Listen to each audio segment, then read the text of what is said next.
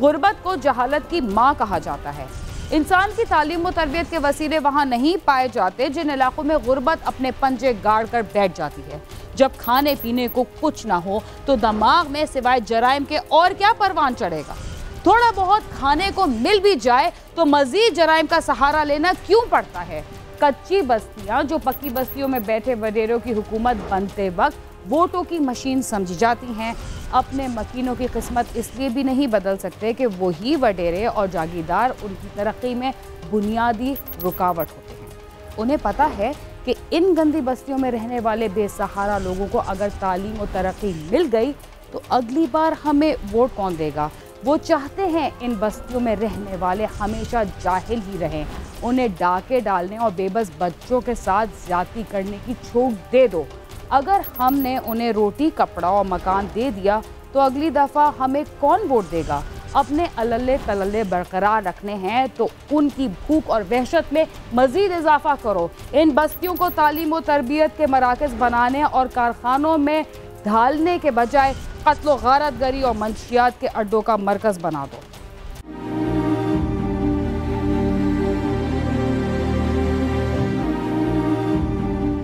बच्चों के साथ ज्यादती के अलमनाक वाक़यात लिखते हुए अब तो कलम की नोक से भी स्याही के बजाय आंसू निकलते साफ दिखाई देते हैं। आखिर इस मौजू पर कितनी बात की जाए, कितना रोया जाए, कितना चीखा जाए।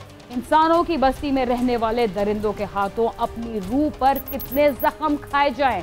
बस अब तो हद हो चुकी। इस बस्ती पर खुदा का कहर नाजिल होने में शायद अब कम ही वक्त बचा है, जिसके कम सिन बच्चे भी दरिंदों के हाथ महफूज नहीं। कराची में चंद रोज कबल 4 साला मरवा के साथ होने वाली ज्यादती और कत्ल से तो हम यही अंदाज़ा लगा सकते हैं, जो घर से बिस्किट लेने के लिए निकली थी मगर मसले हुए पूल की तरह इस कचरा कुंडी में उसकी लाश पड़ी मिली।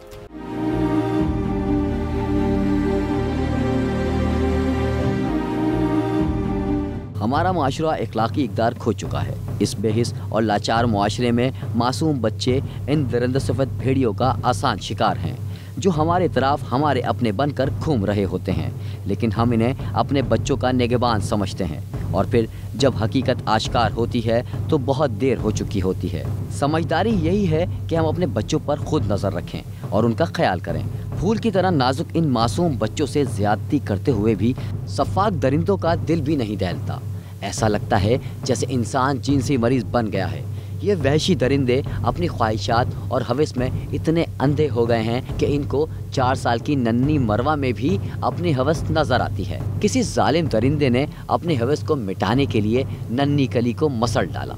कराची के इलाके PIB थाने की हुदूद पुरानी सब्जी मंडी पीर बुखारी कॉलोनी में रिहाइश पजीर उमर सादिक की 4 साला बेटी मरवा जुम्मे की सुबह 7:30 बजे अपनी दादी से पैसे लेकर घर से बिस्किट लेने निकली थी।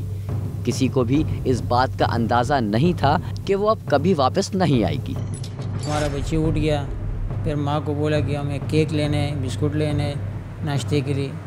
तो हमारा माँ ने उसको पैसे दिया कि जाओ ले लो अपने लिए। तो दुकान में गया तो दुकान से घर पे वापस नहीं आया। तो फिर हमारा भाई जो है ना, माँ ने बोला कि जाके देखो बच्ची को गली में। हमारा भाई जाके गया तो बच्ची हमारा कहीं भी नहीं था। फिर हमारा को उठाया कि बच्ची नहीं है। फिर हमने बहुत देखा, बहुत ढूंढा, बच्ची नहीं मिला। फिर भाई ने बोला चलो पैर कटवाते थाने में। थाने गए, पैर कटवाया। थोड़ी देर तक मरवा घर नहीं आई तो फिर महल्ले में शोर मच गया।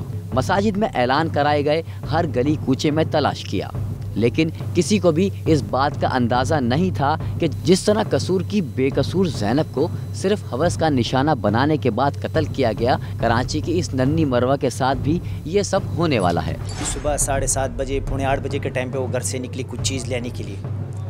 जब चीज़ लेने के लिए निकली है तो सामने पड़ोस में तो दुकान है। बच्चे हमारे, मेरे खुद ज़ाती अपने बच्चे, मेरा दुकान है उधर अपना, तो मेरे बच्चे भी मेरे पास आ जाते हैं। छोटा सा दुकान है। तो बच्चा चीज़ लेने निकली है, वापस घर 10-15 मिनट के बाद वो जब घर पे नहीं पहुंची तो उसका चाचा था, वालिद साहब घर पे था, सो रहा था। वो सिटम वो बेचारा रक्षा चलाता है। वाई वो उसको पता चला कि यार बच्ची नहीं आई। इधर उधर ढूंढता रहा, नहीं मिला तो मस्जिद में ऐलान करा। फिर आगे और मस्जिद रहमानिया मस्जिद में वहाँ ऐलान करा। तब उसको पता चला कि यार बच्ची नहीं मिल रही। तो इधर उधर ये भागते फिर रहे, तो फिर मतलब कुछ हुआ नहीं। फिर ये थाने गए, थाने पे वहाँ FIR काटा।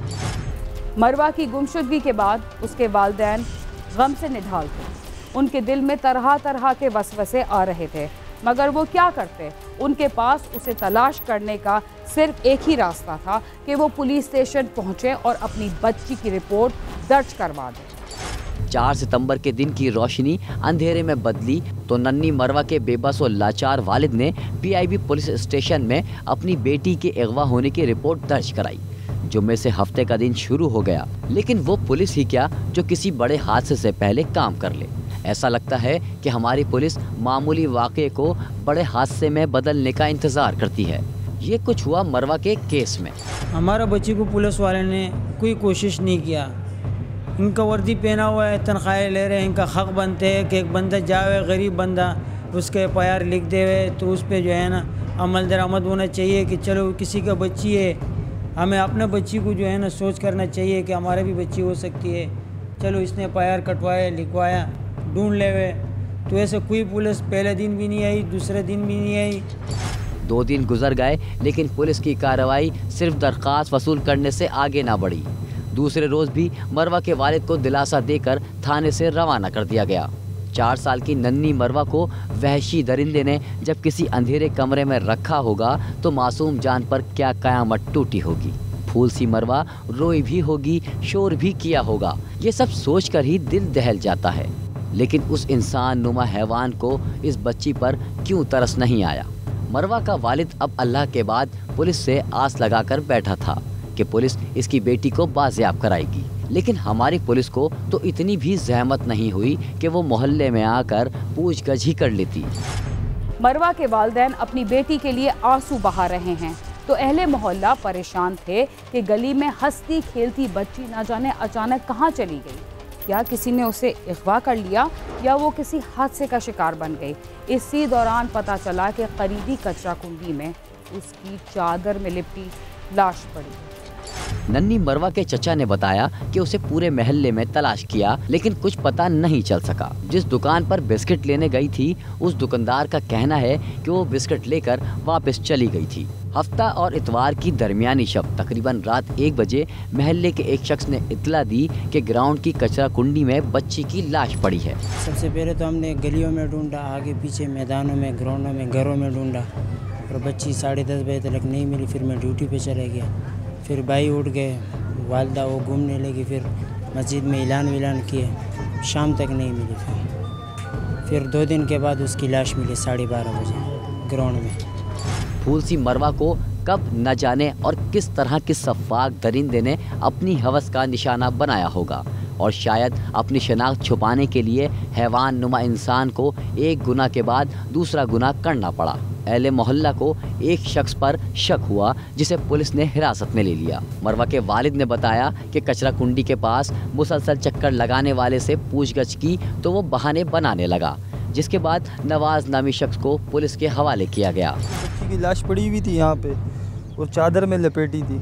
फिर एक शख्स ने देखा उसे, उन्हें मोहल्ले वालों को बताया और उसी शख्स पे सबसे पहला शख्स मोहल्ले वाले का उसी को पुलिस अब तक लेके गई है। वो अभी तक पुलिस की कस्टडी में है। तो हम सबको उसी को मिसाल के सब पूरे मोहल्ले को उसी पे शक थे कि यार किसी और ने बॉडी नहीं देखी, आपने कैसे देख ली। ये उनका घर है। वालिद जो है वो रिक्शा चलाते हैं और सुबह 7 बजे वो बच्ची घर से केक लेने निकली और घर के करीब एक दुकान है वहाँ गई और वहाँ से उसके बाद से वो लापता हुई। जिसके बाद घर वाले तलाश करते रहे। ना मिलने के बाद घर के पीछे ये ग्राउंड है जहाँ से कचरा कुंडी से बच्ची की लाश मिल गई है। दरिंदगी का शिकार बनने वाली मरवा की लाश जिना अस्पताल में रखी रही और पूरे कराची की एक लेडी एमएलओ के अस्पताल आने का इंतज़ार हो रहा था ताकि फूल सी मरवा का पोस्टमार्टम किया जा सके। घंटों इंतजार के बाद जब लेडी एमएलओ जिना अस्पताल पहुंची तो पोस्टमार्टम के लिए इस्तेमाल होने वाला सामान मौजूद ही नहीं था, जो मरवा का चचा बाहर से खरीद कर लाया और साथ ही पोस्टमार्टम में इस्तेमाल होने वाले केमिकल के पैसे भी वर्षा से वसूल किए गए। फजर के टाइम 5:30 बजे वो हॉस्पिटल पहुंची। जब हॉस्पिटल पहुंची, हॉस्पिटल में उससे पहले हमें बताया कि भाई आपके लिए ये सामान चाहिए, मतलब जो टेस्ट वगैरह करने हैं। तो पुलिस वाले और हम मिलके बाहर गए। हॉस्पिटल में वो दस्तयाबी नहीं था, जो भरनी वगैरह उनके लिए चाहिए थी, शीशे की पोस्टमार्टम के लिए जो चाहिए होते वो तो होना चाहिए। इतना बड़ा हॉस्पिटल है भाई, इतना बड़ा शहर है, फिर वहाँ से जब वापस आए तो पोस्टमार्टम के लिए वो जो हमें ज़रात दी पुलिस वाले के हवाले करा, पुलिस वाले को फिर वो दे दिया, वो लेके जा रहे थे। तो उसने हमसे डिमांड किया कि भाई इसके पैसे, हमने बोले किस चीज़ के पैसे, गवर्नमेंट का हॉस्पिटल है भाई, ये तो गवर्नमेंट का सारा सिस्टम है। कह रहे नहीं भाई ये प्राइवेट है, ये हर कोई अपना प्राइवेट लेकर आते हैं।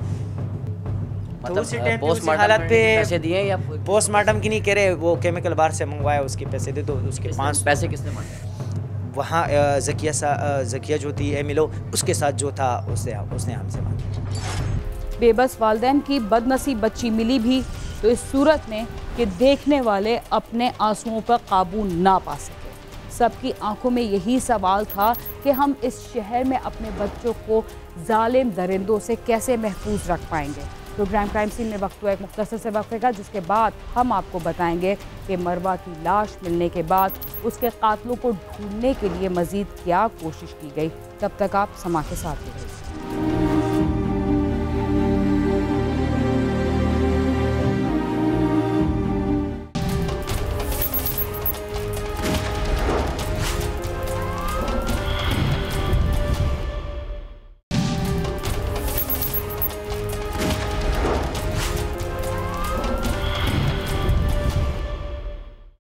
प्रोग्राम क्राइम सीन में एक बार फिर खुशामदीद।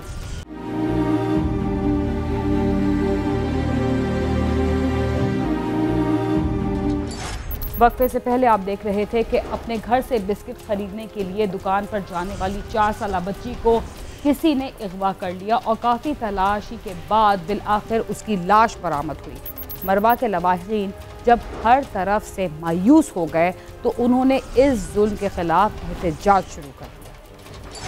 मरवा के दादा ने बताया कि पुलिस सिर्फ तसल्लियां देती रही और हमें आखिर में अपनी बच्ची की लाश मिली। क्या फ़ायदा इस पुलिस का जो जनाजा उठने के बाद आए।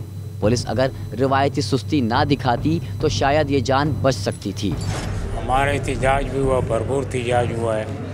उसके बावजूद जो है ना बड़े बड़े अफसर आया, उसने हमारे से 3 दिन का टाइम लिया।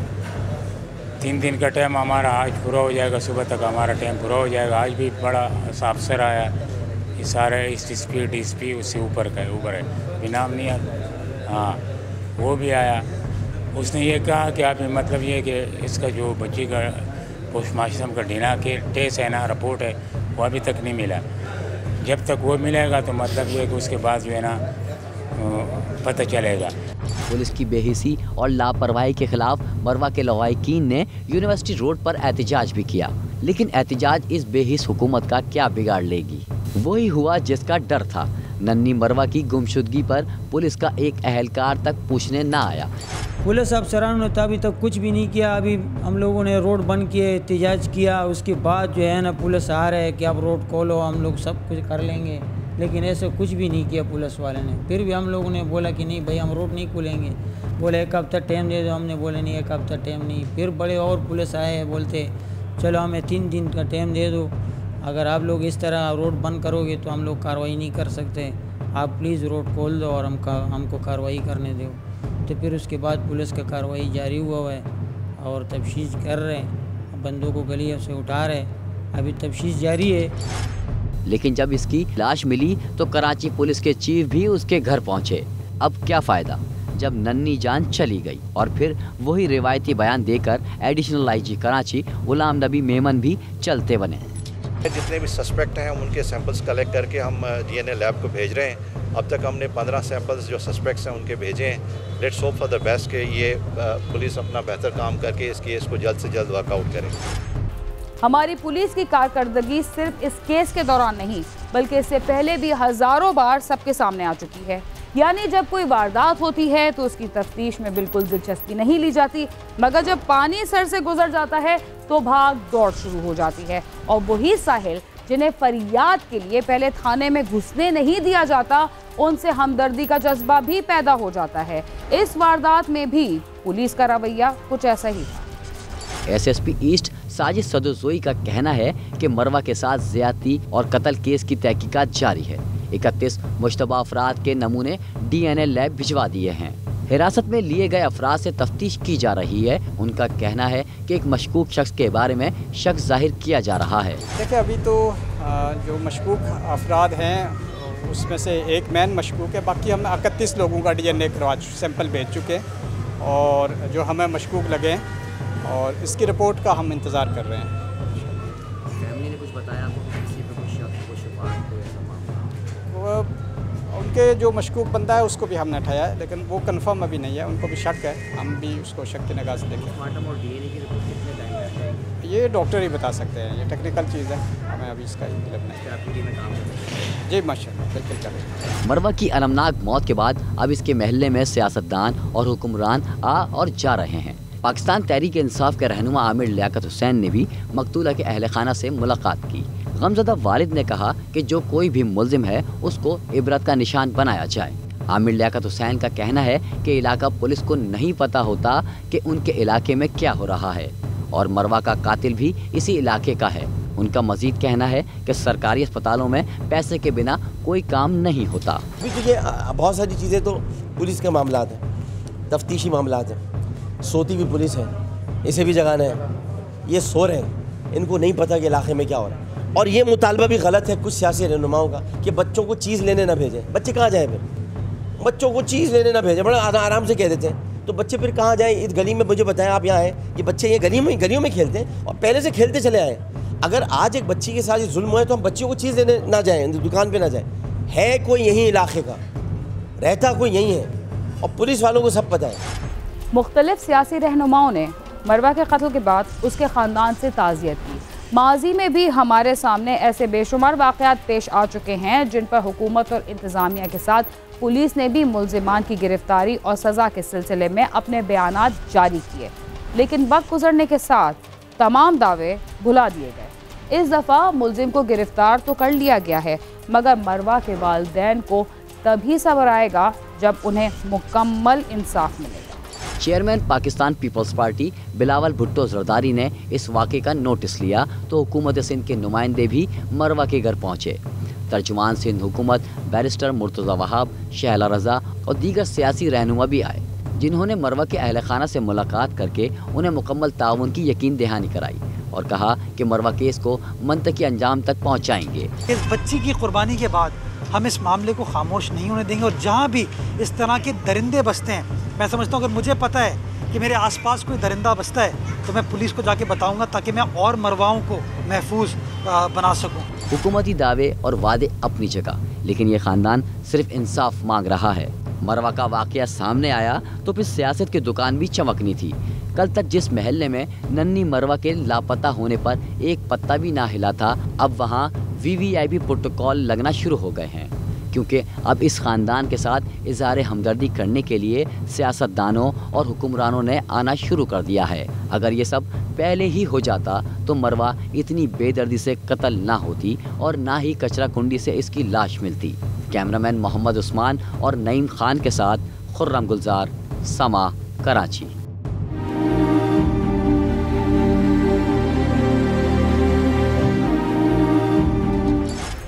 हम हर रोज़ आपको जराइम की दास्तानें सुनाते हैं, मगर कुछ वारदातें ऐसी होती हैं जिनको आपके सामने लाते हुए अब तो हम ये सोचने लगे हैं कि हम कब तक इन दास्तानों को दोहराएंगे।